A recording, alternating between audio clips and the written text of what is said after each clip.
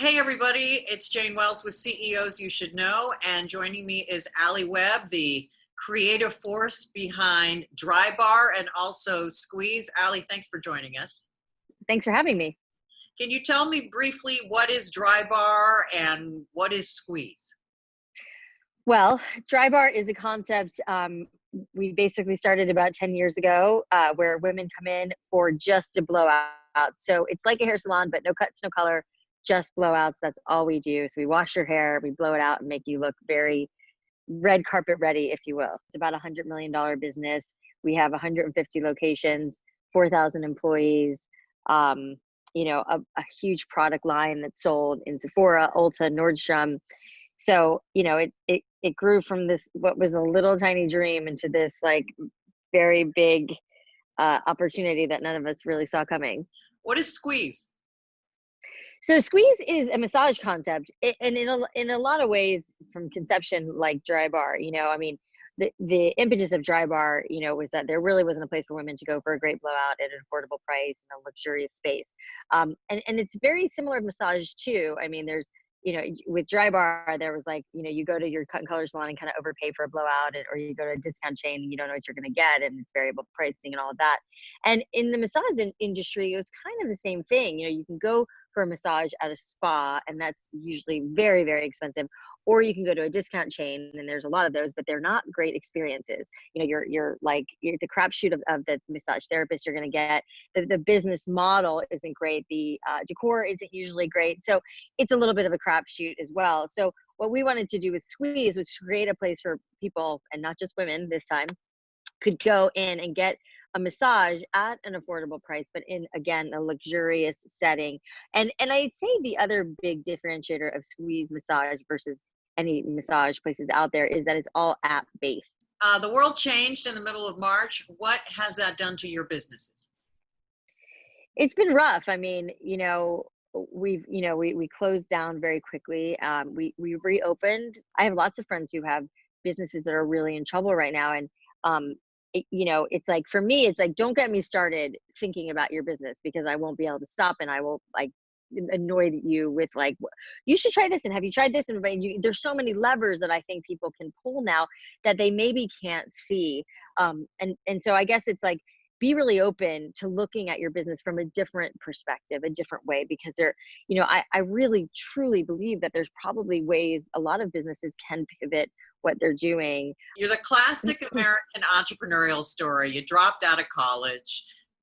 You ended up working for Nicole Miller. You loved fashion. How did you end up being an entrepreneur, a creator?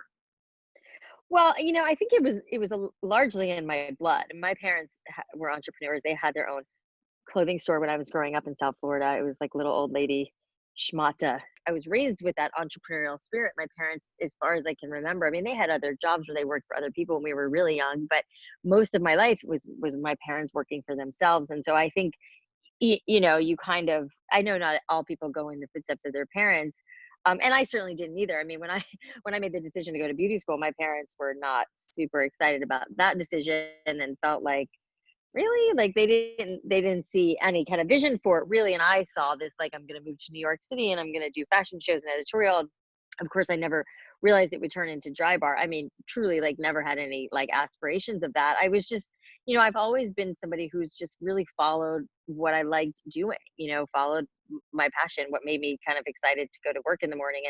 And that path really took me from so many interesting jobs. I mean, I jumped around so much in my 20s. I was living in New York City. I worked as a publicist or a publicist assistant. I worked in, one of the best hair salons in New York. I worked in retail and in fashion, and I had a dog walking business. Like, I worked, when I worked in PR, I really learned to, how to be more professional and compose an email. I mean, it was like that was my college. It certainly took me a long time to come into my own. And I think I remember those, like, I've talked about this a lot. I mean, I remember those very early board meetings with my brother. And once we had assembled a board and we'd raised money, sitting in a boardroom with these like really smart people who'd gone to like Harvard and Stanford, and I didn't go to college, and I didn't feel as like, quote unquote, smart as them.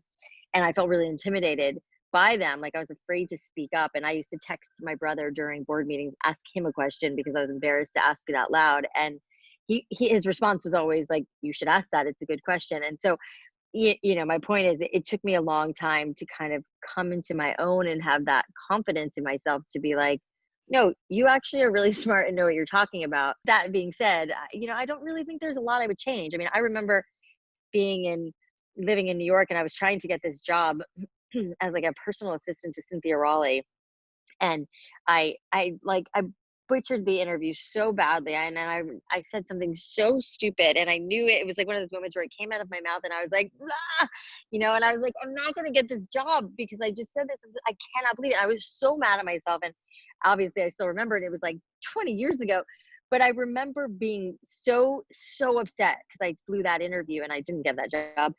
But had I gotten that job, it probably would have changed my trajectory completely. So, I think that I'm a big believer in everything happens for a reason, and we end up down the paths we end up for a reason which we can't often see at the moment, which was definitely that situation for me. Um, so I think the way it all went was the way it was supposed to go. How are you different than you were a few months ago because of all this? So funny. I mean, I'm sure I'm different in a lot of ways. It's funny that you asked that because I was just having a conversation last night with Adrian about like not having nail polish on. It's so silly, I know, but I've historically never like not had my nails done, and I think there's like I'm like I'm just gonna keep my nails short and not polished, and I think there's like a side of me that's like feeling like what.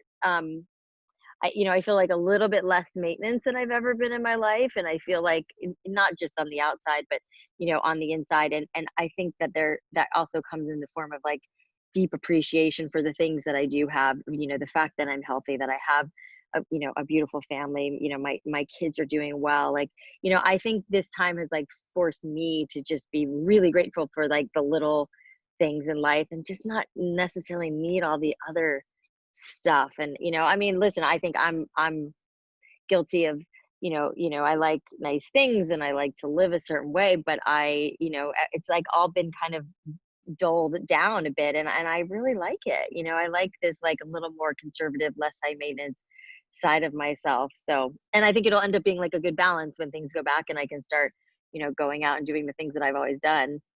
I like the simplicity of my life right now. Alli Webb, I do too. I like the simplicity of my life as well, as long as Right. you're healthy. Thank you Exactly. so much. Yeah, thanks for having me. This is great.